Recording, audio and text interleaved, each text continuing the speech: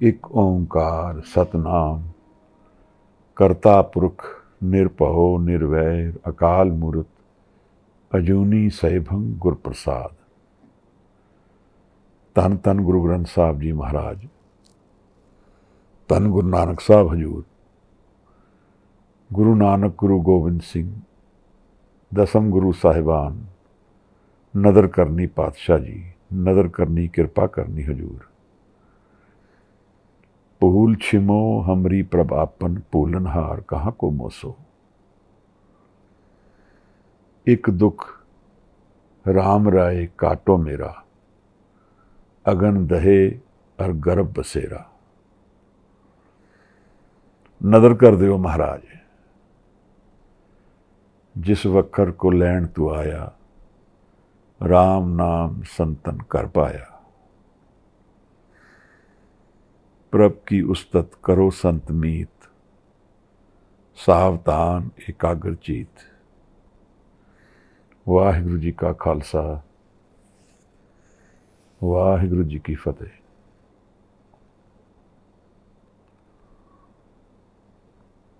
एक जन अपने बच्चे नू गुरु कोल पढ़ाई लई भेजदा है। जिन्हां कोल वो भेज रहा है उसका उन्होंने ज्ञान है कौन हैं। कुछ साल बाद बच्चा वापस आता है, पिता उसनू पुछदा है तू की पढ़ के आया है। तो बेटा या बेटी दसदी है कि की ज्ञान प्राप्त किया है। सारा कुछ सुन के पिता थोड़ा निराश हो जाता है और फिर उसनू कहता है तुसी वापस जाओ, जो सीखण लई मैं तुहानू भेजिया सी तुसी वो सीख के नहीं आए हो। बच्चा थोड़ा हैरान होता है क्योंकि उसने अपना पाठ लगन नाल पढ़िया है और जो कुछ भी ज्ञान उन्होंने दिता गया सी उन्होंने सुचज्जे तरीके नाल ग्रहण किया है। तो वो पुछ बैठता है, मैं जो आपनू दसिया है सारा ज्ञान मैनू दिता गया, मैं उन्होंने बड़ी मेहनत नाल कमा के ग्रहण किया है। ऐसा केड़ा पाठ है जिहड़ा मेरे कोलों रह गया, जिहड़ा इन्ने सालों विच मैं नहीं जान पाया। तो पिता कहता है मैं तैनू वो सीखण लई भेजिया सी जिहड़ा दसिया ना जा सके। तू मैनू वो सारा ज्ञान दिता दसिया जो दसिया जा सकता है, पर जिस वस्तु बारे कुछ दसिया नहीं जा सकता वो सब तो महंगी वस्तु है दुनिया च, और उस दे बिना सारे ज्ञान अधूरे हैं। उस दे बिना जीवन अधूरा है, उस दे बिना जीवन विख्या है, नरक है। उस दे बिना गुरु संग नहीं है। इस करके आप उन्हां कोल वापस जाओ, क्योंकि जिस कोल मैं आपनू भेजिया सी वो उस वस्तु दे मालक हैं और आपनू उस जीवन की जित हासिल करा सकते हैं। ज्ञान की है महाराज, और असी किसनू जानते हैं ज्ञान, और गुरु किस ज्ञान की गल करता है। मेरे जीवन विच भी ज्ञान वरत रहा है, पर की है ज्ञान इस लोक दे विच मैनू इस दे बाद काम आएगा। पर लोक विच इस ज्ञान की हस्ती है जो मैं संभाली बैठा हाँ। गुरु अज ज्ञान की गल चला रहे हैं। उपदेश तो पंडित नूं है, सारे सिखां नूं है, ਗੁਰੂ ਨਾਨਕ ਸਾਹਿਬ ਨੂੰ ਜਾਣਨ ਦੀ ਇਹ ਵਿਧੀ ਹੈ ਕਿ ਇਹਨਾਂ ਦੇ ਸ਼ਬਦ ਨੂੰ ਵਿਚਾਰੀਏ ਔਰ ਮਨ ਵਿੱਚ ਗ੍ਰਹਿਣ ਕਰੀਏ।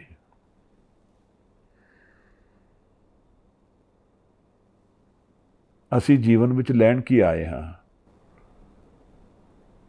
ਅੰਮ੍ਰਿਤ ਦੀ ਗੱਲ ਮਹਾਰਾਜ ਨੇ ਅੱਜ ਕੀਤੀ ਹੈ। ਇਹ ਅੰਮ੍ਰਿਤ ਕੀ ਹੈ? ਕਿੱਥੇ ਵਸਦਾ ਹੈ? ਔਰ ਮੈਨੂੰ ਇਹਦੇ ਬਾਰੇ ਗਿਆਨ ਕਿਉਂ ਨਹੀਂ ਹੋਇਆ ਹੈ? ਜੀਵਨ ਦੇ ਤਤ ਗਿਆਨ ਦੀ ਗੱਲ ਗੁਰੂ ਕਰਦਾ ਹੈ। ਉਹ ਗੱਲਾਂ ਕਰਦਾ ਹੈ ਜਿਹੜੀ ਸ਼ਾਇਦ ਕਿਸੇ ਕਿਤਾਬ 'ਚ ਸਾਨੂੰ ਨਾ ਮਿਲਣ। ਔਰ ਅਗਰ ਅਸੀਂ ਗਹਿਨ ਤਰੀਕੇ ਨਾਲ ਸ਼ਬਦ ਨੂੰ ਨਹੀਂ ਵਿਚਾਰਾਂਗੇ ਤਾਂ ਸ਼ਾਇਦ ਅਸੀਂ ਮਿਸ ਕਰ ਜਾਵਾਂਗੇ ਗੁਰੂ ਕਿਸ ਗੱਲ ਬਾਰੇ ਗੱਲ ਕਰਦਾ ਹੈ।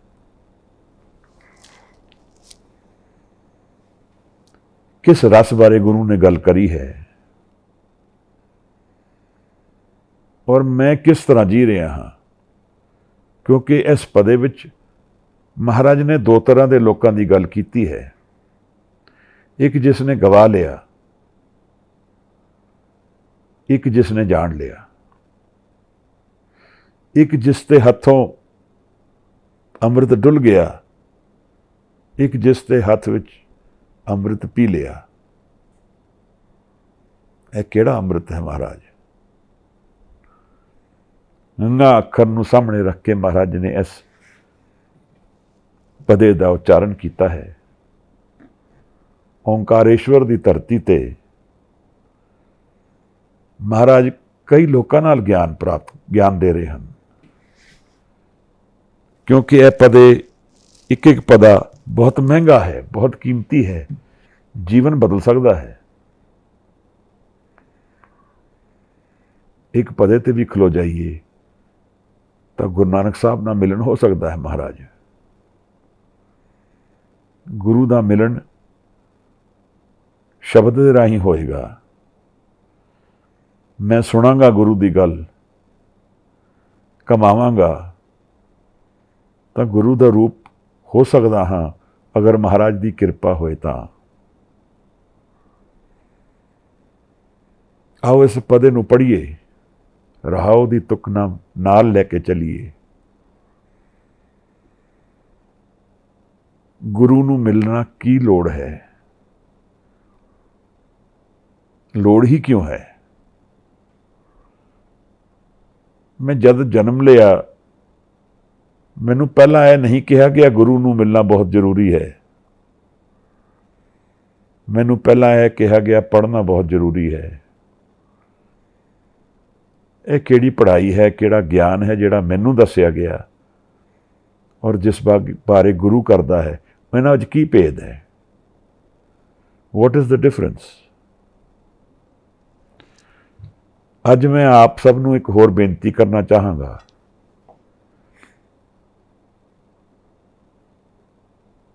ਸੈਸ਼ਨ ਦੇ ਅਖੀਰ ਵਿੱਚ ਜਦੋਂ ਆਨੰਦ ਸਾਹਿਬ ਦੀ ਬਾਣੀ ਪੜ੍ਹਦੇ ਹਾਂ, ਇੱਕ ਸਾਂਝ ਪਾਉਣ ਦਾ ਸਮਾਂ ਹੁੰਦਾ ਹੈ ਬਾਣੀ ਨਾਲ। ਤੇ ਅਗਰ ਆਪ ਮੈਨੂੰ ਆਗਿਆ ਦਿਓ ਤਾਂ ਮੈਂ ਆਪ ਨੂੰ ਬੇਨਤੀ ਕਰਾਂ, ਜਿਵੇਂ ਰੂਬੀ ਜੀ ਨੇ ਪਿਛਲੀ ਵਾਰ ਆਨੰਦ ਸਾਹਿਬ ਦਾ ਪਾਠ ਪੜ੍ਹਿਆ ਸੀ, ਜੇ ਜਸਮੀਤ ਜੀ ਅੱਜ ਕਰ ਪਾਉਣ, ਜਸਮੀਤ ਸਿੰਘ ਜੀ, ਤਾਂ ਉਹ ਜ਼ਰੂਰ ਮੈਸੇਜ ਪਾ ਕੇ ਕਨਫਰਮ ਕਰ ਦੇਣ ਕਿ ਆਨੰਦ ਦਾ ਪਾਠ ਆ ਜੋ ਪੜ੍ਹਨਗੇ।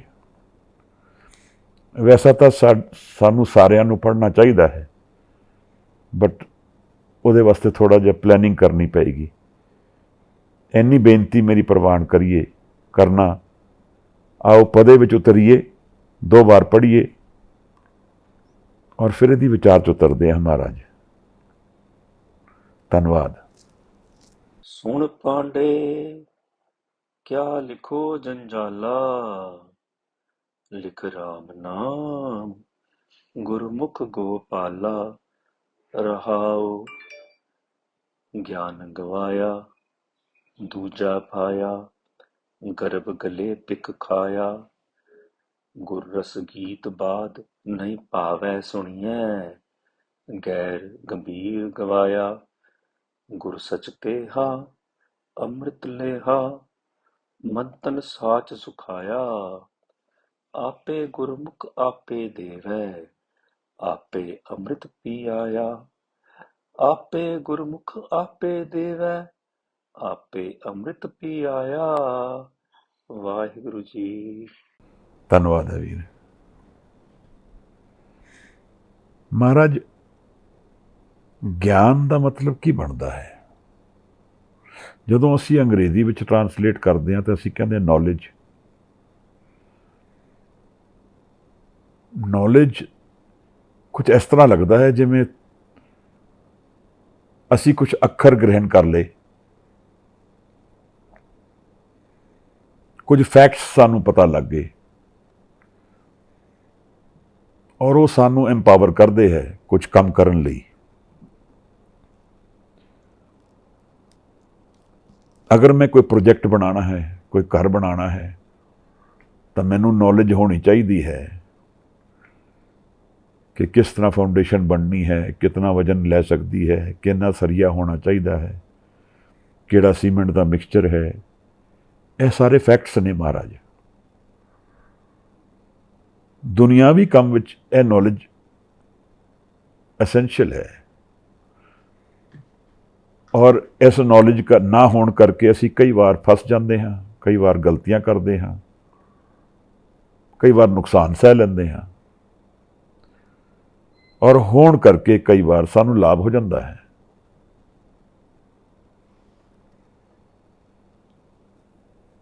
ਇਹ ਗਿਆਨ ਹੈ, ਪਰ ਇਹ ਜੀਵਨ ਬਾਰੇ ਗਿਆਨ ਹੈ ਔਰ ਇਹ ਗਿਆਨ ਕਿਸ ਮਨ ਵਿੱਚ ਵਰਤ ਰਿਹਾ ਹੈ ਮਹਾਰਾਜ?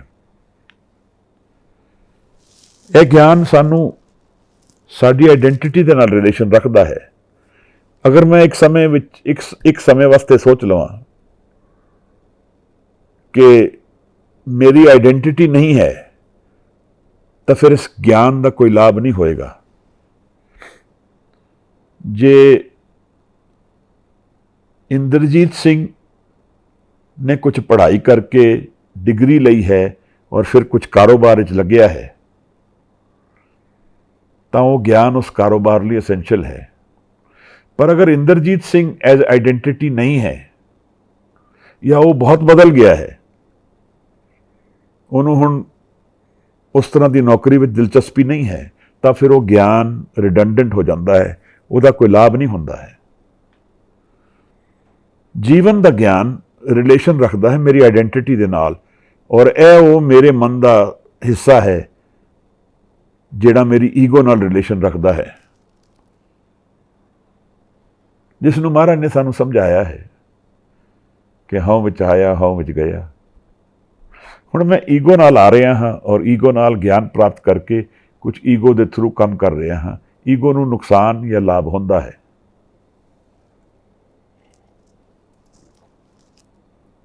ਪਰ ਇਹ ਈਗੋ ਦੇ ਨਾਲ ਹੀ ਰਿਲੇਸ਼ਨ ਹੈ। ਅਗਰ ਜਿਸ ਦਿਨ ਆਈਡੈਂਟਿਟੀ ਚਲੀ ਗਈ, ਇਹਦਾ ਕੋਈ ਰਿਲੇਸ਼ਨ ਨਹੀਂ ਰਹੇਗਾ।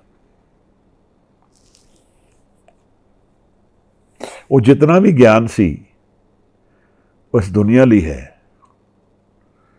ਦੁਨੀਆ ਦੇ ਅੱਗੇ ਵਾਸਤੇ ਰਸਤਾ ਨਹੀਂ ਖੋਲਦਾ ਹੈ। ਇਹ ਦੋ ਪੱਖ ਹਨ ਜੀਵਨ ਦੇ ਮਹਾਰਾਜ। ਇੱਕ ਪੱਖ ਤਾਂ ਜੀਵਨ ਵਾਸਤੇ ਹੈ, ਸਾਨੂੰ ਉਹਦੀ ਵੀ ਲੋੜ ਹੈ, ਪਰ ਉਸ ਤੋਂ ਜ਼ਿਆਦਾ ਜ਼ਰੂਰੀ ਇੱਕ ਹੋਰ ਪੱਖ ਹੈ ਜਿਹੜਾ ਜੀਵਨ ਦੀ ਸਮਾਪਤੀ ਦੇ ਵਿੱਚ ਵੀ ਕੰਮ ਆਏਗਾ ਔਰ ਉਸ ਤੋਂ ਪਹਿਲਾਂ ਵੀ ਕੰਮ ਆਏਗਾ। ਇਹ ਗਿਆਨ ਮੈਨੂੰ ਬੰਨ੍ਹਦਾ ਹੈ। ਬੰਦਾ ਕਿਵੇਂ ਹੈ? ਮੈਂ ਕੋਈ ਡਾਕਟਰੀ ਕੀਤੀ, ਮੈਂ ਡਾਕਟਰ ਬਣ ਗਿਆ, ਹੁਣ ਮੈਂ ਬੰਨਿਆ ਗਿਆ ਉਸ ਆਈਡੈਂਟਿਟੀ ਦੇ ਨਾਲ। ਜੋ ਵੀ ਮੇਰੀ ਡਾਕਟਰ ਹੋਣ ਦੀ ਬੈਨੀਫਿਟਸ ਨੇ ਉਹ ਉਸ ਆਈਡੈਂਟਿਟੀ ਦੇ ਵਿੱਚ ਹੀ ਮਿਲਣਗੇ ਔਰ ਉਸ ਦਾ ਲਾਭ ਵੀ ਮੈਂ ਤਾਂ ਹੀ ਚੱਕ ਸਕਾਂਗਾ ਜਦੋਂ ਉਸ ਆਈਡੈਂਟਿਟੀ ਦੇ ਵਿੱਚ ਹੋਵਾਂਗਾ। ਇਹ ਬੰਨਿਆ ਗਿਆ ਮੈਂ, ਇਹ ਗਿਆਨ ਮੈਨੂੰ ਬੰਨ੍ਹਦਾ ਹੈ। ਉਸ ਡਿਗਰੀ ਦੇ ਥਰੂ ਮੈਂ ਹੋਰ ਆਈਡੈਂਟਿਟੀ ਦੇ ਵਿੱਚ ਇੰਟਰੈਂਚ ਹੋ ਗਿਆ, ਜੀਵਨ ਦੇ ਨਾਲ ਜੁੜ ਗਿਆ, ਲੋਕਾਂ ਦੇ ਨਾਲ ਜੁੜ ਗਿਆ, ਮੇਰਾ ਵਿਵਹਾਰ ਹੋ ਗਿਆ, ਬਦਲੀ ਹੋ ਗਿਆ, ਚੇਂਜ ਹੋ ਗਿਆ ਜਾਂ ਉਸ ਤਰ੍ਹਾਂ ਹੀ ਹੋ ਗਿਆ। ਇਹਦੇ ਸਾਰਾ ਰਿਲੇਸ਼ਨਸ਼ਿਪ ਇਸ ਗਿਆਨ ਦਾ ਜੀਵਨ ਦੇ ਵਿੱਚ ਉਤਰਨ ਵਾਸਤੇ ਹੈ। ਜਿਵੇਂ ਮੈਂ ਕਿਸੇ ਸਮੁੰਦਰ ਵਿੱਚ ਤੈਰਨ ਜਾ ਰਿਹਾ ਹਾਂ ਔਰ ਮੈਨੂੰ ਤੈਰਨ ਦਾ ਗਿਆਨ ਨਹੀਂ ਹੈ ਤਾਂ ਮੈਂ ਡੁੱਬ ਜਾਵਾਂਗਾ। ਇਵੇਂ ਜੀਵਨ ਵਿੱਚ ਨੌਲੇਜ ਸਾਨੂੰ ਹੈਲਪ ਕਰਦੀ ਹੈ, ਸਸਟੇਨ ਕਰਦੀ ਹੈ ਟੂ ਲਿਵ ਲਾਈਫ। ਪਰ ਅਗਰ ਜੀਵਨ ਇੱਕ ਸਾਗਰ ਹੈ ਔਰ ਉਹਦੇ ਵਿੱਚ ਸਰੀਰ ਆਤਮਾ ਦੇ ਵਿੱਚ ਰਹਿੰਦਾ ਹੈ ਤਾਂ ਫਿਰ ਸਰੀਰ ਦਾ ਕੀ ਮਤਲਬ ਹੈ ਔਰ ਰਿਲੇਸ਼ਨਸ਼ਿਪ ਹੈ ਆਤਮਾ ਦੇ ਨਾਲ। ਇਹ ਗਿਆਨ ਮੇਰੇ ਸਰੀਰ ਦੇ ਨਾਲ ਵਾਹ ਰੱਖਦਾ ਹੈ ਤਾਂ ਆਤਮਾ ਨਾਲ ਕਿਹੜਾ ਗਿਆਨ ਵਾਹ ਰੱਖਦਾ ਹੈ? ਉਹ ਕਿਹੜੀ ਚੀਜ਼ ਹੈ ਜਿਹਦਾ ਮੇਰੀ ਆਤਮਾ ਨਾਲ ਵਾਹ ਹੈ, ਜਿਹਦਾ ਗਿਆਨ ਮੈਨੂੰ ਆਤਮਾ ਨਾਲ ਜੁੜਨ ਲਈ ਹੈਲਪਫੁਲ ਹੋਏਗਾ? ਇਹ ਇੱਕ ਨਵੀਂ ਗੱਲ ਹੈ, ਇੱਕ ਨਵੇਂ ਤਰੀਕੇ ਦੀ ਜੀਵਨ ਨੂੰ ਦੇਖਣ ਦਾ ਤਰੀਕਾ ਹੈ ਕਿ ਆਤਮਾ ਦੀ ਨੌਲੇਜ ਅਲੱਗ ਹੈ ਔਰ ਸਰੀਰ ਦੀ ਨੌਲੇਜ ਅਲੱਗ ਹੈ। ਦੋਨਾਂ ਦਾ ਰਿਲੇਸ਼ਨਸ਼ਿਪ ਕੀ ਹੈ, ਕਿਵੇਂ ਉਹਦਾ ਲਾਭ ਔਰ ਨੁਕਸਾਨ ਹੈ, ਇਹਦਾ ਮੈਨੂੰ ਗਿਆਨ ਨਹੀਂ ਹੈ, ਪਰ ਅੱਜ ਗੁਰੂ ਦੇ ਰਿਹਾ ਹੈ।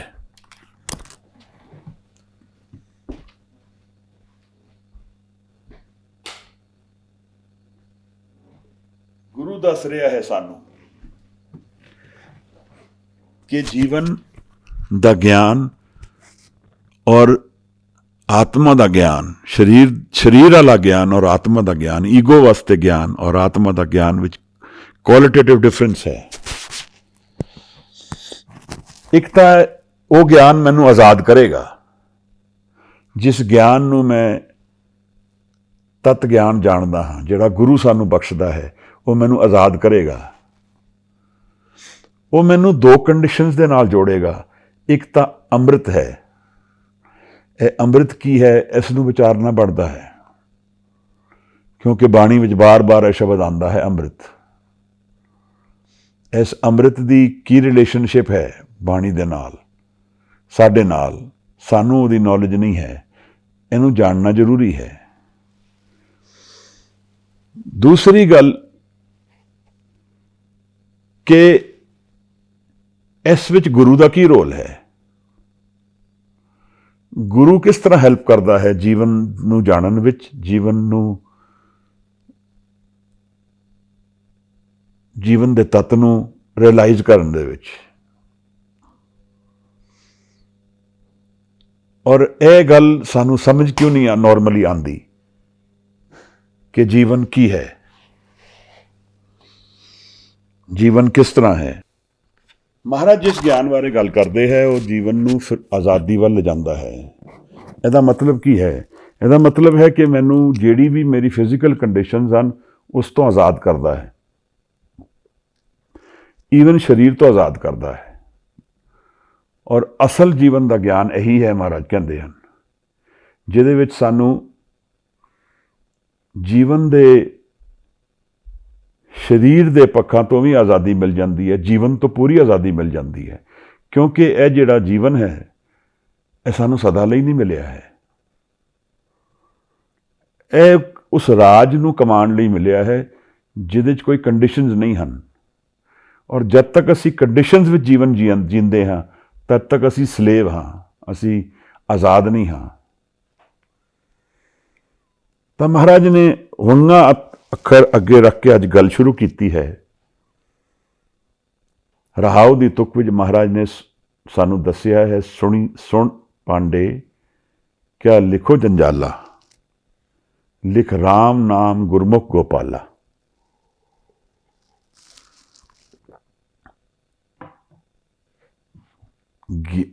ਗਿਆਨ ਗਵਾਇਆ ਦੂਜਾ ਪਾਇਆ, ਗਰਭ ਗਲੇ ਬਿਖ ਖਾਇਆ। ਜਿਹੜਾ ਗਿਆਨ ਦੂਸਰੇ ਦੀ ਅਵਸਥਾ ਵਿੱਚ ਹੈ, ਦੂਜੇ ਦੀ ਅਵਸਥਾ ਵਿੱਚ ਹੈ, ਦੂਜਾ ਯਾਨੀ ਮੈਂ ਅਲੱਗ ਹਾਂ ਨਿਰੰਕਾਰ ਤੋਂ, ਇਹਦੇ ਵਿੱਚ ਦੂਜਾ ਹੈ, ਦੋ ਹਨ। ਜਿਹੜਾ ਗਿਆਨ ਵਿੱਚ ਦੂਜਾ ਹੈ ਉਹ ਗਿਆਨ ਹਉਮੈ ਦੇ ਅੰਦਰ ਹੈ। ਔਰ ਇਹ ਗਿਆਨ ਸਾਨੂੰ ਜੀਵਨ ਨੂੰ ਇਸ ਗਿਆਨ ਤੋਂ ਜੀਵਨ ਦਾ ਸਕਸੈਸ ਨਹੀਂ ਸਮਝ ਆਉਂਦਾ, ਇਸ ਤੋਂ ਜੀਵਨ ਅਸੀਂ ਹਾਰਦੇ ਹਾਂ। ਤਾਂ ਮਹਾਰਾਜ ਕਹਿੰਦੇ ਨੇ ਜਿਸ ਨੇ ਇਹੋ ਜਿਹਾ ਗਿਆਨ ਹੀ ਕਮਾਇਆ ਸਿਰਫ, ਉਹਨੇ ਜੀਵਨ ਗਵਾ ਲਿਆ। ਉਹਨੂੰ ਦੂਜਾ ਪਾ ਗਿਆ, ਗਰਭ ਗਲੇ ਬਿਖ ਖਾਇਆ, ਔਰ ਉਸਨੂੰ ਵਿਖਿਆ ਮਿਲਦੀ ਹੈ, ਬਿਖ ਮਿਲਦੀ ਹੈ। ਗਰਭ ਹੰਕਾਰ ਵਿੱਚ, ਹਉਮੈ ਦੇ ਵਿੱਚ। ਹਉਮੈ ਸਾਨੂੰ ਗਾਲਦੀ ਹੈ, ਹਉਮੈ ਸਾਨੂੰ ਸੱਤ ਤੋਂ ਦੂਰ ਕਰਦੀ ਹੈ, ਹਉਮੈ ਸਾਨੂੰ ਨਿਰੰਕਾਰ ਤੋਂ ਦੂਰ ਕਰਦੀ ਹੈ। ਗਿਆਨ ਗਵਾਇਆ ਦੂਜਾ ਪਾਇਆ, ਗਰਭ ਗਲੇ ਬਿਖ ਖਾਇਆ।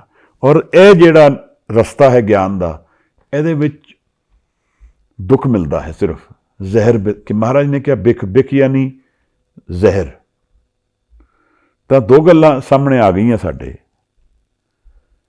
ਇੱਕ ਕਿ ਵਿਖਿਆ ਹੈ, ਜ਼ਹਿਰ ਹੈ, ਦੂਸਰਾ ਅੰਮ੍ਰਿਤ ਹੈ। ਇਹ ਦੋ ਗੱਲਾਂ ਮਹਾਰਾਜ ਨੇ ਸਾਨੂੰ ਬਾਣੀ ਵਿੱਚ ਹੋਰ ਜਗ੍ਹਾ ਵੀ ਕੀਤੀਆਂ ਹਨ। ਅੰਤਰ ਵਸੇ ਨਾ ਬਾਹਰ ਜਾਏ, ਅੰਮ੍ਰਿਤ ਛੋੜ ਕਾਹੇ ਬਿਖ ਖਾਏ। ਮਹਾਰਾਜ ਕਹਿੰਦੇ ਨੇ ਅੰਦਰ ਨਹੀਂ ਵਸਦਾ ਹੈ, ਬਾਹਰ ਹੀ ਜਾਂਦਾ ਹੈ। ਈਗੋ ਦੀ ਦੁਨੀਆ ਵਿੱਚ ਹੀ ਰਹਿੰਦਾ ਹੈ, ਨਾਮ ਦੀ ਦੁਨੀਆ ਵਿੱਚ ਨਹੀਂ ਜਾਂਦਾ ਹੈ। ਤਾਂ ਇਸ ਨੇ ਅੰਮ੍ਰਿਤ ਦਾ ਗਿਆਨ ਪ੍ਰਾਪਤ ਨਹੀਂ ਕੀਤਾ। ਅੰਤਰ ਵਿੱਚ ਅੰਮ੍ਰਿਤ ਵਸਦਾ ਹੈ, ਬਾਹਰ ਵਿੱਚ ਅੰਮ੍ਰਿਤ ਨਹੀਂ ਵਸਦਾ ਹੈ। ਤਾਂ ਮਹਾਰਾਜ ਕਹਿੰਦੇ ਨੇ ਅੰਤਰ ਵਸੇ ਨਾ ਬਾਹਰ ਜਾਏ, ਅੰਮ੍ਰਿਤ ਛੋੜ ਕਾਹੇ ਬਿਖ ਖਾਏ। ਅੰਮ੍ਰਿਤ ਨੂੰ ਛੱਡ ਕੇ ਅਸੀਂ ਜ਼ਹਿਰ ਖਾ ਰਹੇ ਹਾਂ।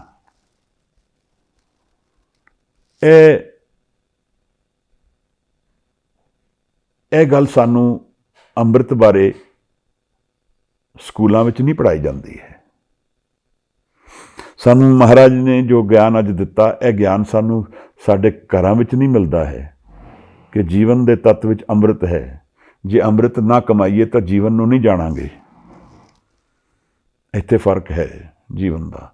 ਸਾਡਾ ਸਾਰਾ ਪੱਖ, ਐਸਪੈਕਟ ਰਿਲੇਸ਼ਨਸ਼ਿਪ ਲਾਈਫ ਦਾ ਬਾਹਰਲੇ ਜੀਵਨ ਨਾਲ ਹੀ ਹੈ, ਅੰਤਰਮੁਖੀ ਜੀਵਨ ਨਾਲ ਨਹੀਂ ਹੈ। ਔਰ ਇਸ ਕਰਕੇ ਅਸੀਂ ਜੀਵਨ ਤੋਂ ਹਾਰ ਕੇ ਜਾਂਦੇ ਹਾਂ, ਜੀਵਨ ਦੇ ਸੱਤ ਨੂੰ ਨਹੀਂ ਜਾਣ ਪਾਉਂਦੇ ਹਾਂ।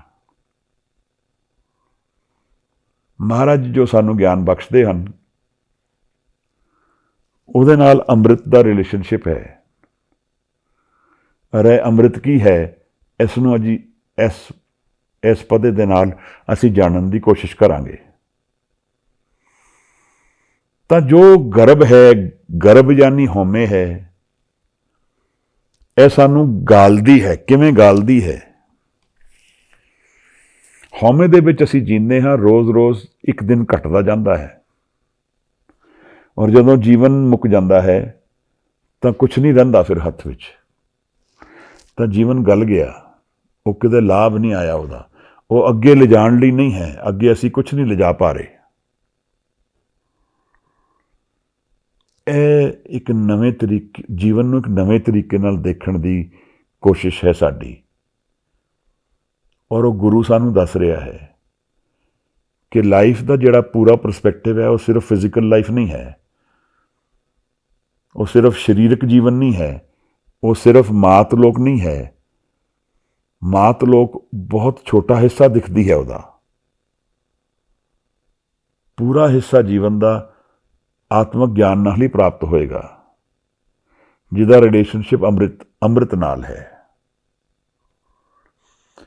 ਤਾਂ ਮਹਾਰਾਜ ਕਹਿੰਦੇ ਹਨ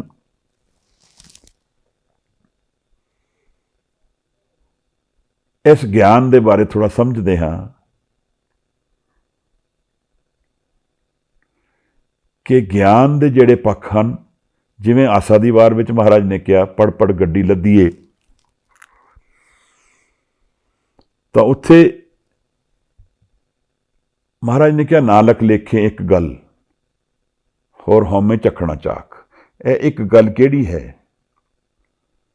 ਪੜ ਪੜ ਗੱਡੀ ਲੱਦੀਏ, ਪੜ ਪੜ ਭਰੀਏ ਸਾਥ, ਪੜ ਪੜ ਬੇੜੀ ਪਾਈਏ, ਪੜ ਪੜ ਗੱਡੀਏ ਖਾਤ, ਪੜੀਏ ਜੇਤੇ ਬਰਸ ਬਰਸ, पढ़िए जेते मास, पढ़िए जेती आरजा, पढ़िए जेते सास, नानक लेखे एक गल, और हौमे चखना चाक। यह पढ़ना जिहड़ा है ज्ञान, यह हौमे दे नाल रिलेशन रखता है। जब असीं पढ़ते हाँ, किताबां नाल पढ़ते हाँ, ਉਹਦਾ ਗਿਆਨ ਗ੍ਰਸਤ ਕਰਦੇ ਹਾਂ, ਉਸ ਗਿਆਨ ਦੇ ਵਿੱਚ ਹੀ ਜੀਂਦੇ ਹਾਂ। ਬੇੜੀ ਪੁਰਾਣੇ ਸਮੇਂ ਵਿੱਚ ਬਹਿਸ ਹੁੰਦੀ ਸੀ ਗਿਆਨੀਆਂ ਦੇ ਵਿੱਚ, ਜੋ ਜਿੱਤਦਾ ਸੀ ਉਹ ਦੂਜੇ ਦੀ ਕਿਤਾਬਾਂ ਲੈ ਲੈਂਦਾ ਸੀ, ਤਾਂ ਉਹਨਾਂ ਨੂੰ ਫਿਰ ਉਹ ਚੱਕ ਕੇ ਆਪਣੇ ਨਾਲ ਟੁਰਦੇ ਰਹਿੰਦੇ ਸਨ ਬਹਿਸ ਕਰਨ ਲਈ। ਅਗਲੀ ਜਿਹਦੇ ਕੋਲ ਜ਼ਿਆਦਾ ਕਿਤਾਬਾਂ ਹੁੰਦੀਆਂ ਸਨ, ਮੰਨਿਆ ਜਾਂਦਾ ਸੀ ਉਹ ਤਾਂ ਜ਼ਿਆਦਾ ਗਿਆਨੀ ਹੈ। तो गड्ढे की गल चलती है। महाराज कहते हैं कितने बरस असी पढ़े हाँ, कितने महीने कितने साल असी कढ़ दिते, कितनी उम्र गवा दी इस पढ़न विच। पर गल की है कि नानक लेखे एक गल, और हौमे चखना चाक। इस पढ़न नाल सिर्फ ज्ञान वधिया है, हौमे दा, उस तो अगे कुछ नहीं मिलिया है। इस पढ़न का रिलेशनशिप मेरी आत्मा नाल कोई वाह नहीं रखता है, और यह सिर्फ मेरे हंकार नूं वधांदा है। भगत कबीर का एक बहुत प्यारा शब्द है, क्या पढ़िए क्या गुनिए, क्या वेद पुराना सुनिए। पढ़े सुने क्या होई, जो सहज न मिलिया सोई। हर का नाम न जपस गवारा, क्या सोचे बारंबारा। भगत कबीर कहते हैं पढ़ता लिख लिया, क्या गुणीए, क्या वेद पुराना सुनिए। क्या वेदां का ज्ञान हो गया, नॉलेज हो गई, पर इन्हां चों लभ्या की। पढ़े सुने क्या होई, जो सहज न मिलियो सोई। जब सहज की अवस्था का ज्ञान नहीं होया, तो जीवन के असल का ज्ञान नहीं होया। अधूरा जीवन ही सानू नाल चलता है, साडे वो शरीर दे नाल ते वाह रखता है, पर उसदा असल विच कोई रिलेशनशिप नहीं है। साडे पूरे जीवन नाल उहदा वाह नहीं पैंदा। हर का नाम न जपस गवारा, क्या सोचे बारंबारा। तू हरि का नाम नहीं जपदा है, तू की सोचदा है, किस सोच विच इस नाम तो वाइया है, इस नाम दे विच अपना ध्यान नहीं लगाता है।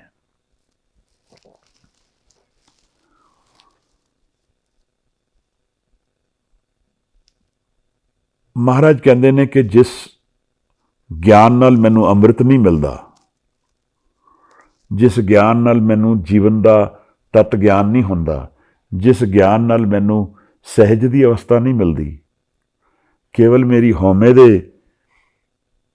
ही वधदी है, या मैनू केवल जीवन वास्ते वो ज्ञान मिलिया है, तो वह अल्टीमेट कोई वैल्यू नहीं है।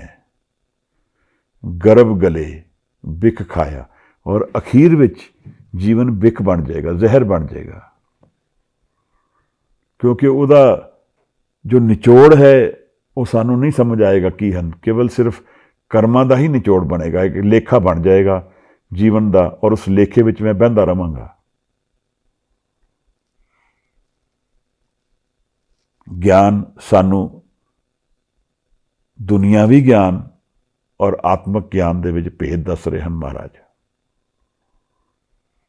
और महाराज ये कह रहे हैं कि जब तक आत्मक ज्ञान नहीं है, तब तक जीवन का ज्ञान नहीं है,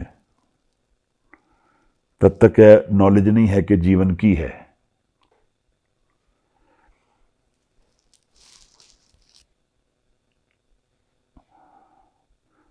अगली पंक्ति विच थोड़ी विश्राम करके पढ़न की लोड़ है। गुर रस गीत बाद एक विश्राम आएगा, नहीं भावे सुनिए दूसरा विश्राम आएगा, गहर गंभीर गवाया। इत्थे गुरु की इंपॉर्टेंस महाराज दसदे हैं कि जब मैं जीवन दे विच रिलेशन, जब मैं जीवन नाल ही सिर्फ वाह रखता हाँ, तो मैनू गुरु की गल फिर सुननी भी अच्छी नहीं लगती है। ਕਿਉਂਕਿ ਮੇਰਾ ਸਾਰਾ ਫੋਕਸ ਜੀਵਨ ਵਿੱਚ ਹੀ ਹੈ, ਜੀਵਨ ਦੇ ਫਿਜ਼ੀਕਲ ਲਾਈਫ ਦੇ ਨਾਲ ਹੀ ਰਿਲੇਸ਼ਨ ਰੱਖਦਾ ਹੈ। ਜਿਵੇਂ ਅਗਰ ਕੋਈ ਡਿਗਰੀ ਪੜ੍ਹ ਰਿਹਾ ਹੈ ਤੇ ਉਸ ਨੂੰ ਉਹਦੀ ਮਾਤਾ ਗੁਰੂ ਦੇ ਬਾਰੇ ਗੱਲ ਕਰਦੀ ਹੈ ਤੇ ਉਹ ਕਹਿੰਦਾ ਮੇਰਾ ਕੱਲ੍ਹ ਇਮਤਿਹਾਨ ਹੈ, ਮੈਨੂੰ ਇਹ ਗੱਲ ਨਹੀਂ ਕਰਨੀ ਹੈ। ਇਸ ਤਰ੍ਹਾਂ ਦਾ ਇੱਕ ਆਊਟਲੁੱਕ ਸਾਡੇ ਸਾਰਿਆਂ ਦਾ ਹੈ ਜੀਵਨ ਬਾਰੇ। ਆਤਮਾ ਦੀ ਗੱਲ ਨਾ ਅਸੀਂ ਸੁਣਦੇ ਹਾਂ ਨਾ ਕਰਦੇ ਹਾਂ, ਨਾ ਸਾਨੂੰ ਉਹਦੇ ਵਿੱਚ ਇੰਨੀ ਦਿਲਚਸਪੀ ਹੈ, ਕਿਉਂਕਿ ਅਸੀਂ ਫੋਕਸ ਸਮਝ ਰਹੇ ਹਾਂ ਜੀਵਨ ਦਾ ਸਾਰਾ ਪੈਸੇ ਕਮਾਉਣਾ ਹੈ, ਉਸ ਤੋਂ ਬਿਯੋਂਡ ਕੁਝ ਨਹੀਂ ਹੈ। ਅਸੀਂ ਫੋਕਸ ਸਮਝ ਰਹੇ ਹਾਂ ਸਾਰਾ ਜੀਵਨ ਦਾ ਸਿਰਫ ਫਿਜ਼ੀਕਲ ਲਾਈਫ ਹੈ, ਔਰ ਉਹ ਫਿਜ਼ੀਕਲ ਲਾਈਫ ਵੀ ਸਾਨੂੰ ਪੂਰੀ ਤਰ੍ਹਾਂ ਸੰਭਾਲ ਵਿੱਚ ਨਹੀਂ ਆ ਰਹੀ ਹੈ, ਕਿਉਂਕਿ ਉਹ ਵੀ ਬੜੀ ਚੇਂਜਿੰਗ ਹੈ, ਡਾਇਨਾਮਿਕ ਹੈ। ਉੱਥੇ ਵੀ ਆਪਣਾ ਆਪਣਾ ਹਾਰ ਜਿੱਤ ਦੀ ਗੱਲ ਚੱਲਦੀ ਹੈ। ਤਾਂ ਲਾਈਫ ਦੇ ਜਿਹੜੇ ਅਲੱਗ-ਅਲੱਗ ਹਿੱਸੇ ਨੇ ਜਿਨ੍ਹਾਂ 'ਚ ਸਾਨੂੰ ਲੱਗਦਾ ਹੈ ਸਾਨੂੰ ਗਿਆਨ ਹੈ ਔਰ ਉਹੀ ਸਾਨੂੰ ਅਸੈਂਸ਼ੀਅਲ ਹੈ, ਇਸ ਕਰਕੇ ਆਤਮਾ ਦੀ ਕੋਈ ਨੈਸੈਸਿਟੀ ਸਾਨੂੰ ਦਿਖਦੀ ਨਹੀਂ। ਔਰ ਵੈਸੇ ਅਗਰ ਮ੍ਰਿਤਿੂ ਨੂੰ ਇਸ ਇਕੁਏਸ਼ਨ 'ਚੋਂ ਕੱਢ ਲਿਆ ਜਾਏ ਤਾਂ ਸ਼ਾਇਦ ਉਹਦੀ ਇੰਪੋਰਟੈਂਸ ਦਿਖੇਗੀ ਵੀ ਨਹੀਂ। ਅਗਰ ਮੈਂ ਇਹ ਸਮਝਾਂਗਾ ਮੈਂ ਸਦਾ ਲਈ ਜੀਣਾ ਹੈ ਤਾਂ ਫਿਰ ਇਹਦੀ ਇੰਪੋਰਟੈਂਸ ਰਹਿੰਦੀ ਵੀ ਨਹੀਂ। ਐਸੇ ਕਰਕੇ ਪੂਰੀ ਹਿਊਮਨ ਪੋਪੂਲੇਸ਼ਨ ਇਹ ਸਦਾ ਲਈ ਜੀਵਨ ਲੱਭਣ ਦੀ ਕੋਸ਼ਿਸ਼ ਕਰ ਰਹੀ ਹੈ, ਐਸੇ ਜੀਵਨ ਦੀ ਸਰਚ ਵਿੱਚ ਹੈ ਜਿਸ ਵਿੱਚ ਮੌਤ ਨਹੀਂ ਹੈ। ਔਰ ਕਿਉਂਕਿ ਸਾਨੂੰ ਉਹ ਜੀਵਨ ਸਾਡੇ ਹੱਥ ਵਿੱਚ ਅੱਜ ਨਹੀਂ ਹੈ, ਸਾਨੂੰ ਸਮਝ ਨਹੀਂ ਆਉਂਦਾ ਇਹਦੇ ਬਾਰੇ।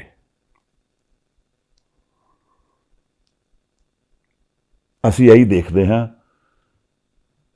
ਕਿ ਅੱਜ ਅਸੀਂ ਜੀਵਨ ਸਾਡਾ ਸਸਟੇਨ ਕਿਵੇਂ ਕਰਨਾ ਹੈ, ਬੱਚੇ ਕਿਵੇਂ ਪਾਲਣੇ, ਪਰਿਵਾਰ ਕਿਵੇਂ ਸਸਟੇਨ ਕਰਨਾ, ਐਜੂਕੇਸ਼ਨ ਕਿਵੇਂ ਲੈਣੀ, ਕਰੀਅਰ ਕਿਵੇਂ ਬਣਾਉਣਾ, ਕਾਰੋਬਾਰ ਕਿਵੇਂ ਚਲਾਉਣਾ, ਉਹਦੇ 'ਚ ਹੀ ਉਲਝਣ ਹੈ ਸਾਰੀ।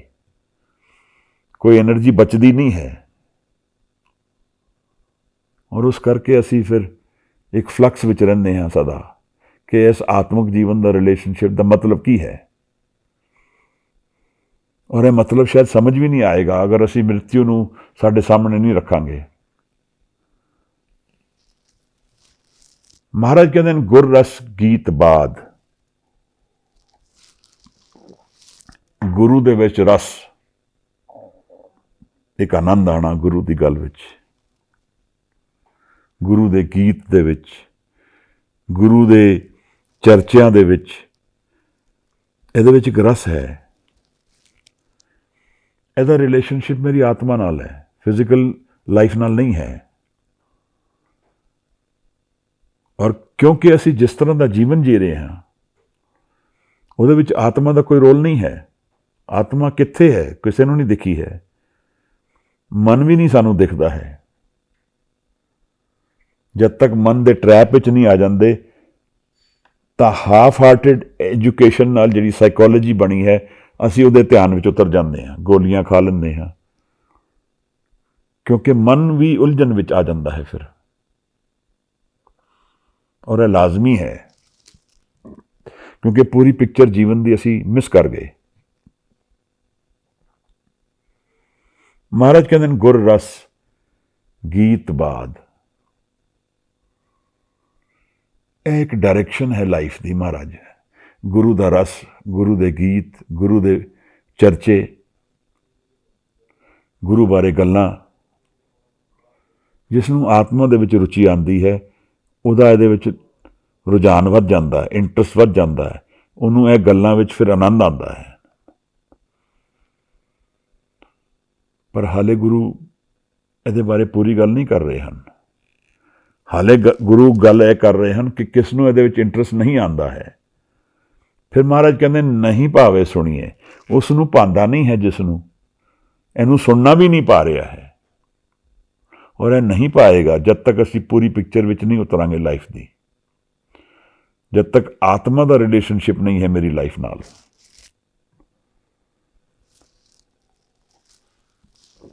ਇਹ ਜਾਣਨਾ ਬਹੁਤ ਜ਼ਰੂਰੀ ਹੈ ਕਿ ਅਸੀਂ ਜੀਵਨ ਦੇ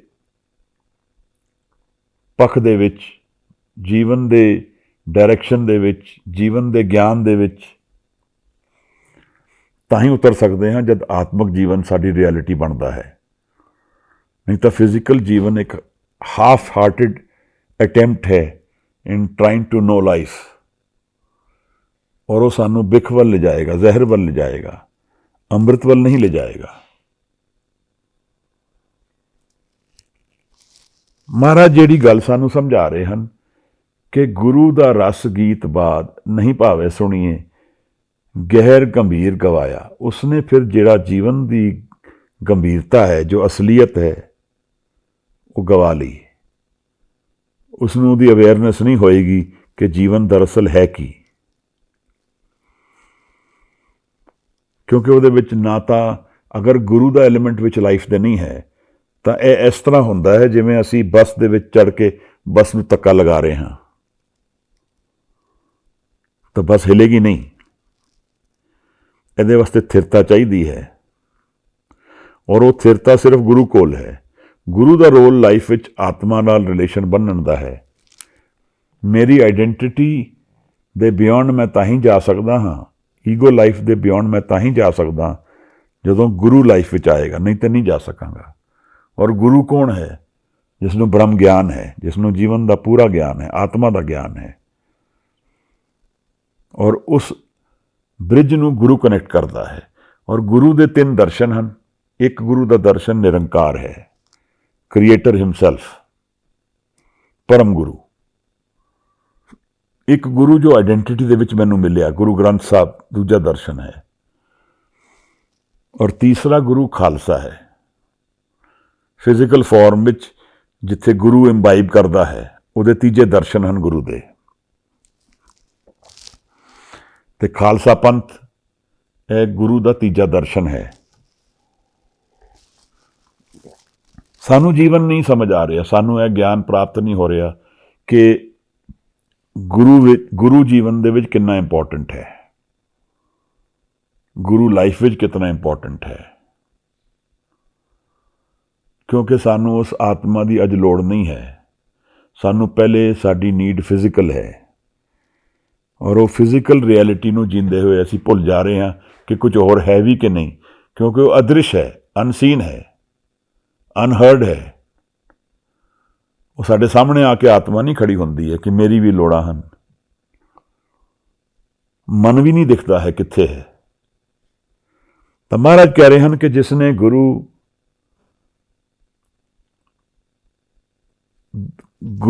ਦਾ ਗਿਆਨ, ਗੁਰੂ ਰਸ ਗੀਤ ਬਾਦ ਨਹੀਂ ਭਾਵੇਂ ਸੁਣੀਏ, ਗਹਿਰ ਗੰਭੀਰ ਗਵਾਇਆ। ਉਸਨੇ ਇਹਨੂੰ ਗਵਾ ਲਿਆ ਹੈ, ਜੀਵਨ ਨੂੰ ਗਵਾ ਲਿਆ, ਜੀਵਨ ਦੀ ਰਿਐਲਿਟੀ ਨੂੰ ਗਵਾ ਲਿਆ, ਜੀਵਨ ਦੇ ਜਾਣਨ ਨੂੰ ਗਵਾ ਲਿਆ।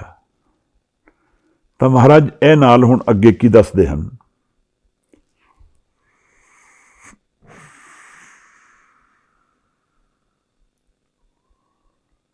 ਗੁਰ ਸੱਚ ਕਹੀਏ ਅੰਮ੍ਰਿਤ ਲਹੀਏ।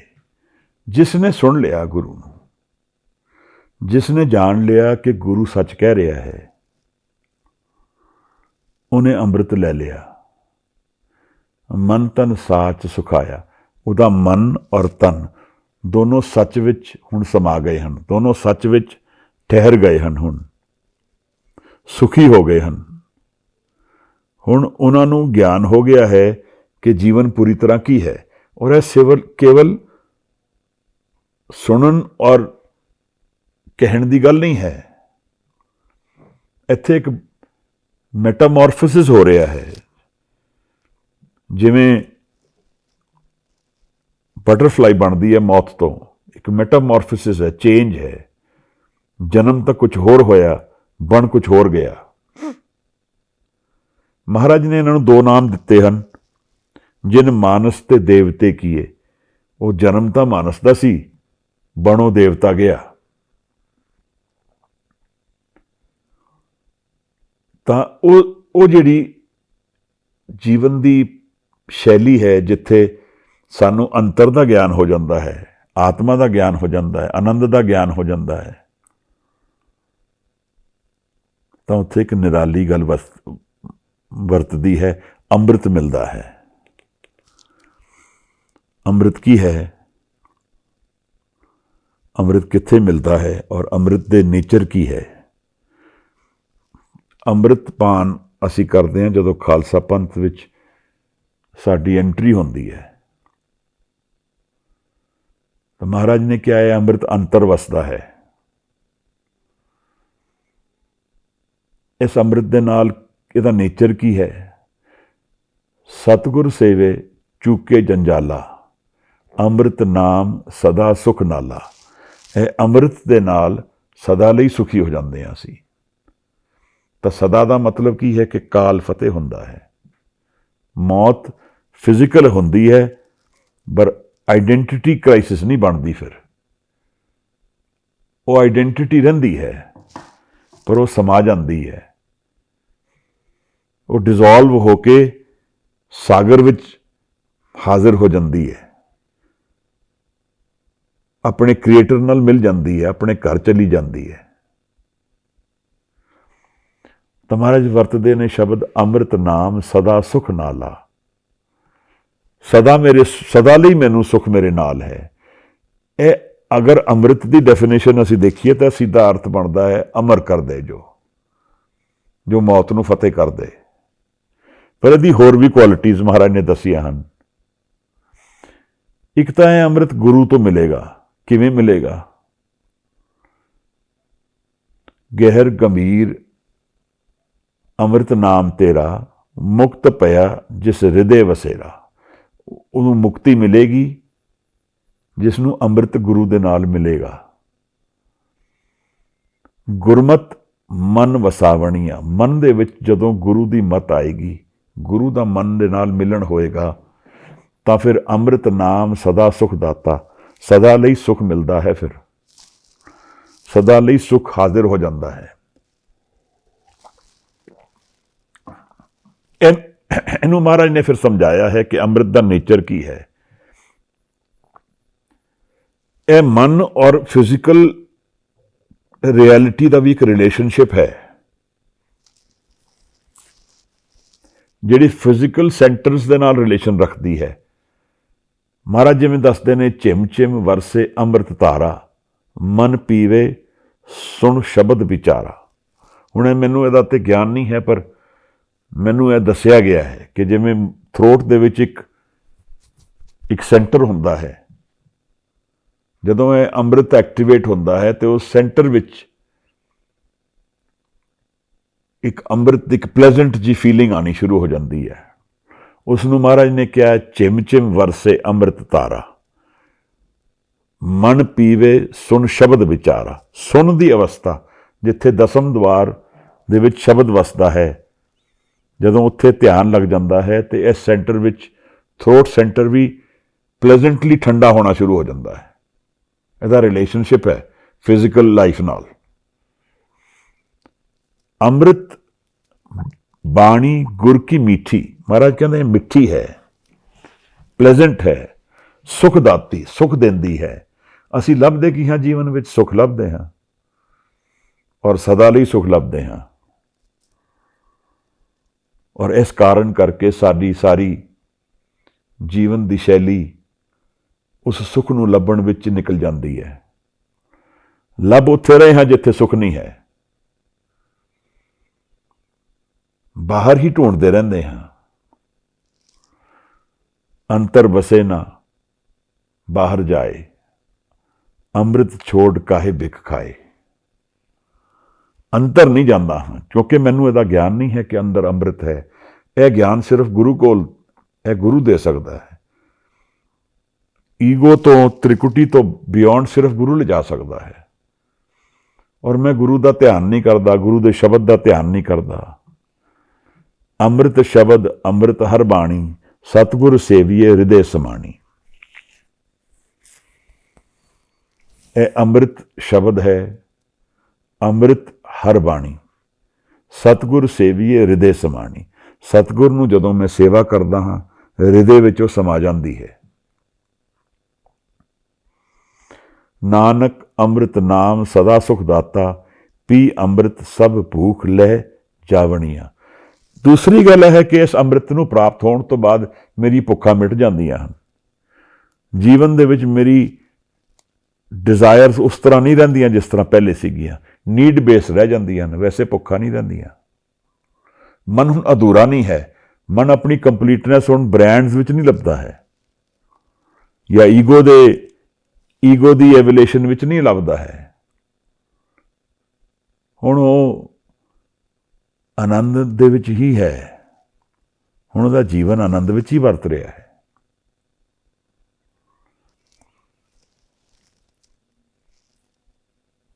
ਇੱਕ ਗੱਲ ਜਿਹੜੀ ਸਮਝਣ ਵਾਲੀ ਹੈ ਕਿ ਜੀਵਨ ਦਾ ਗਿਆਨ, ਬਾਹਰ ਦਾ ਗਿਆਨ ਆਤਮਾ ਨਾਲ ਰਿਲੇਸ਼ਨ ਨਹੀਂ ਰੱਖਦਾ ਔਰ ਆਤਮਾ ਦੇ ਗਿਆਨ ਗੁਰੂ ਤੋਂ ਪ੍ਰਾਪਤ ਹੋਏਗਾ। ਗੁਰੂ ਸ਼ਬਦ ਹੈ। ਫਿਜ਼ੀਕਲ ਗੁਰੂ ਨੂੰ ਅਸੀਂ ਲੱਭਣ ਜਾਵਾਂਗੇ ਤੇ ਸਾਨੂੰ ਪਤਾ ਨਹੀਂ ਕਿਹਨੂੰ ਗਿਆਨ ਹੈ। ਥੋੜੇ ਸਮੇਂ ਬਾਅਦ ਲੋਕ ਫਿਰ ਗੱਲਾਂ ਕਰਨੀ ਸ਼ੁਰੂ ਹੋ ਜਾਂਦੇ ਹਨ ਕਿ ਅਸੀਂ ਕਿਵੇਂ ਖਾਈਏ, ਕਿਵੇਂ ਪਈਏ, ਕੱਪੜੇ ਪਾਈਏ, ਕਿਵੇਂ ਜਾਈਏ। ਗੁਰੂ ਫਿਰ ਇਹਦੀ ਗੱਲਾਂ ਸ਼ੁਰੂ ਕਰ ਦਿੰਦੇ ਨੇ। ਅੱਜ ਕੱਲ੍ਹ ਮਾਡਰਨ ਗੁਰੂ ਇਹੀ ਸਮਝਾਉਂਦੇ ਨੇ ਸਾਰਾ ਟਾਈਮ। ਪਰ ਗੁਰੂ ਗ੍ਰੰਥ ਸਾਹਿਬ ਜੀ ਦੇ ਹਰ ਸ਼ਬਦ ਵਿੱਚ ਨਾਮ ਦੀ ਗੱਲ ਚੱਲਦੀ ਹੈ। ਹਰ ਸ਼ਬਦ ਵਿੱਚ ਗੁਰੂ ਮਹਾਰਾਜ ਦੱਸਦੇ ਹਨ ਕਿ ਨਾਮ ਬਿਨਾਂ ਗਤੀ ਨਹੀਂ ਹੈ, ਜਪਣ ਬਿਨਾਂ ਗਤੀ ਨਹੀਂ ਹੈ। ਗੁਰ ਰਸ ਗੁਰ ਸੱਚ ਕਹੀਏ ਅੰਮ੍ਰਿਤ ਲਈਏ। ਇਸ ਅੰਮ੍ਰਿਤ ਦੀ ਕੁਆਲਿਟੀ ਅਸੀਂ ਸਮਝ ਲਈ, ਜਿਹਦੇ ਵਿੱਚ ਸੁੱਖ ਹੈ ਉਹ ਸਦਾ ਲਈ ਹੈ, ਜੋ ਟੈਂਪਰਰੀ ਸੁੱਖ ਨਹੀਂ ਹੈ। ਉਹਦਾ ਦਰਵਾਜ਼ਾ ਜਿੰਦੇ ਜੀ ਖੁੱਲ ਜਾਂਦਾ ਹੈ ਔਰ ਉਹ ਸਰੀਰ ਦੇ ਹੋਣ ਤੋਂ ਬਾਅਦ ਉਹਦੇ ਵਿੱਚ ਹੀ ਸਮਾ ਜਾਂਦਾ, ਉਸ ਆਨੰਦ ਵਿੱਚ ਹੀ ਰਹਿੰਦਾ ਹੈ। ਫਿਰ ਗੁਰ ਸੱਚ ਕਹੀਏ ਅੰਮ੍ਰਿਤ ਲਈਏ, ਫਿਰ ਇਹ ਅੰਮ੍ਰਿਤ ਮਿਲਦਾ ਹੈ ਗੁਰੂ ਤੋਂ। ਮਨ ਤਨ ਸਾਚ ਸੁਖਾਇਆ, ਮਨ ਔਰ ਤਨ ਸਭ ਸੱਚ ਵਿੱਚ ਸੁਖੀ ਵਿੱਚ ਰਹੇਗਾ। ਆਪੇ ਗੁਰਮੁਖ ਆਪੇ ਦੇਵੈ। ਇਹ ਜਿਹੜੇ ਜੀਵਨ ਦੇ ਗਿਆਨ ਹੈ, ਇਹ ਜਿਹੜਾ ਜੀਵਨ ਦਾ ਤੱਤ ਹੈ, ਇਹ ਜਿਹੜਾ ਜੀਵਨ ਦਾ ਪੱਖ ਹੈ, ਇਹ ਸਿਰਫ ਨਿਰੰਕਾਰ ਆਪ ਦਿੰਦਾ ਹੈ, ਕਿਸੇ ਦੇ ਆਪਣੇ ਕਰਕੇ ਨਹੀਂ ਹੈ। ਇਹ ਗੁਰਪ੍ਰਸਾਦ ਦੀ ਬਖਸ਼ਿਸ਼ ਹੈ। ਆਪੇ ਉਹ ਗੁਰਮੁਖ ਬਣਾਉਂਦਾ ਹੈ, ਆਪੇ ਉਹ ਦਿੰਦਾ ਹੈ। ਆਪੇ ਅੰਮ੍ਰਿਤ ਪਿਆਇਆ ਔਰ ਆਪ ਹੀ ਉਸ ਅੰਮ੍ਰਿਤ ਨੂੰ ਪਿਆਂਦਾ ਹੈ। ਬਟ ਪ੍ਰੋਵਾਈਡਡ ਕਿ ਮੈਂ ਉਸ ਅੰਮ੍ਰਿਤ ਦੀ ਕਾਲ ਕਰਾਂ, ਮੈਂ ਉਸ ਅੰਮ੍ਰਿਤ ਨੂੰ ਲੱਭਣ ਵਿੱਚ ਜੀਵਨ ਵਿੱਚ ਜਾਵਾਂ। ਬੰਦੇ ਖੋਜ ਦਿਲ ਹਰ ਰੋਜ਼, ਇਸ ਮਨ ਕੋ ਕੋਈ ਖੋਜੋ ਪਾਈ। ਮੈਂ ਖੋਜਾਂ ਉਸ ਨੂੰ, ਫਿਰ ਉਹ ਕਾਲ, ਫਿਰ ਉਹ ਸਾਨੂੰ ਗੁਰੂ ਬਖਸ਼ਦਾ ਹੈ ਉਹ ਦਰਸ਼ਨ। ਜਦ ਮੈਂ ਮੰਗਾਂਗਾ ਹੀ ਨਹੀਂ ਤੇ ਮਿਲੇਗਾ ਕਿਵੇਂ? ਜੋ ਮੰਗੋ ਠਾਕੁਰ ਆਪਣੇ ਤੇ ਸੋਈ ਸੋਈ ਦੇਵੇ। ਮਹਾਰਾਜ ਦੀ ਇਹ ਜਿਹੜੀ ਸ਼ੈਲੀ ਹੈ, ਇਹ ਜਿਹੜੀ ਗੱਲ ਹੈ ਜੀਵਨ ਦੇ ਗਿਆਨ ਬਾਰੇ, ਇਹ ਸਾਨੂੰ ਫਿਜ਼ੀਕਲ ਲਾਈਫ 'ਚ ਨਹੀਂ ਮਿਲਦੀ, ਕਿਸੇ ਸਕੂਲ ਕਾਲਜ ਵਿੱਚ ਨਹੀਂ ਮਿਲਦਾ ਇਹਦਾ ਗਿਆਨ। ਕੋਈ ਸਾਨੂੰ ਧਿਆਨ 'ਚ ਬਿਠਾ ਕੇ ਨਹੀਂ ਦੱਸਦਾ ਕਿ ਨਾਮ ਵੱਲ ਜਾਓ। ਪਰ ਮਹਾਰਾਜ ਕਹਿੰਦੇ ਹਨ ਕਿ ਬਿਨਾਂ ਨਾਮ ਗਤੀ ਨਹੀਂ ਹੈ। ਔਰ ਗੁਰੂ ਦਾ ਗਿਆਨ ਪ੍ਰਾਪਤ ਕਰ ਲੈਣਾ, ਗੁਰੂ ਨੂੰ ਮਿਲਣਾ। ਜਿਵੇਂ ਹੁਣ ਅੱਜ ਗੁਰੂ ਦਾ ਸ਼ਬਦ ਵਿਚਾਰ ਰਹੇ ਹਾਂ, ਇਹ ਗੁਰੂ ਨੂੰ ਮਿਲਣ ਦੀ ਵਿਧੀ ਹੈ। ਮਿਲਣਾ at the physical, at the initial level. ਅੱਜ ਇੰਨੀ ਹੀ ਵਿਚਾਰ ਪ੍ਰਵਾਨ ਕਰਨੀ।